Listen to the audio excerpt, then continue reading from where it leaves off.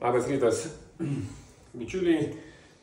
Vakar valgėme mes paštetą, tiksliau kepenėlės, atsiprašau. Valgėme kepenėlės, buvo troškinta su daug svogūnų. Liko kepenėlių, kaip ir sakiau, kita kepenėlių dalis, pusė kepenėlių dalies buvo skirta paštetui. Tai jie visą sugrūdus, sutraiškius, permalus. Mes gavome paštetą, matot, koks jis yra šiandieną nuostabus, gražus.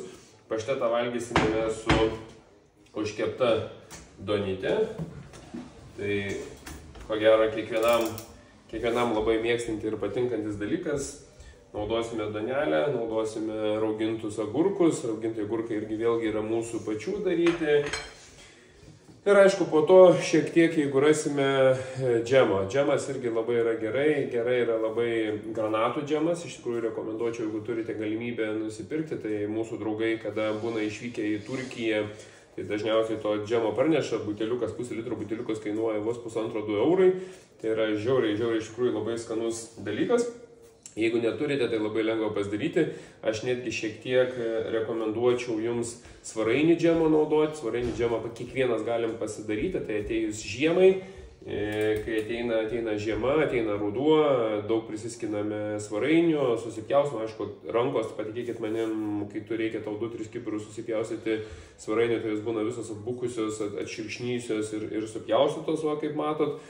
Bet tai yra labai skanus, užpili cukrumi, palieki, kad jinai marinuotųsi, tvarkytųsi ir aišku gaunasi džimukas. Tai mes pamėginsime šiandieną tokį žiauriai gerą dalyką.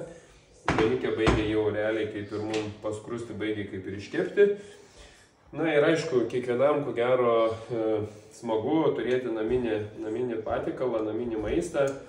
Nes namuose, kada tu pats pas savęs pasigamini, tai daug yra sveikiau, daug yra geriau, nei kad pirki iš parduotuvės. Tikrai daugelis sulaukiu komentarų, kad labai gerai, čia Seimo nariai gali tokius maistus gamintis, pats pasidaryti. Tai aš tik tais jums galiu pasakyti, kad visi panašus produktai, kuriuos aš gaminu namuose, tai yra jie 2,5–3 kartus pigiau, negu kad mes nueitumėm į kokį prekybos centrą ir nusipirktumėm. Ir tai yra iš tikrųjų daug skaniau, daug geriau. Ir kitas yra dalykas, tai yra daug sveikiau. Tai trečias yra dalykas, tu žinai, kad tu pats gaminėsi ir tu pats žinai, kad yra šviežus. Mūsų jau donykė, kaip matome, gražiai apskrudo, gražiai iškepė. Imamas yra paštetas. Paštetą mes galime labai paprastai ištepti. Kaip ir matėte, vakar buvo labai daug sviesto, labai daug grietinėlės. O kada tu dedi daug sviesto, daug grietinėlės, tai paštetas būna nesausas ir būna iš tikrųjų labai skanus.